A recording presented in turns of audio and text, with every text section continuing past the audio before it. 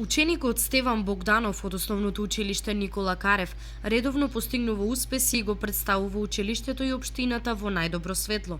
Викендов што измина, тој учествуваше на државниот надпревар по хемија, откаде што се врати со освоено највисоко прво место во конкуренција од 60 надпреварувачи, што представува вистински успех како за него, така и за училиштето. Иако ова бара многу труд и работа, сепак на крајот тоа се исплати кога ќе се добијат наградите. Која си понатаму каде и да се определам да продолжам со средното образование, ќе се трудам да освојувам што повеќе вакви награди и да имам подобри резултати во еднина. Сето ова го постигна со подготовка на неговата менторка, наставничката по хемија Весна Богданова. Можеме гордо да кажеме дека на државниот надпревар го покажа својот максимум, така да има прво место освоено во конкуренција од 60 надпреварувачи. Талентираниот ученик освои трето место и на државниот надпревар по биологија, кој исто така се одржа во Скопје. Во своето школување досега многу пати докажал на многобројни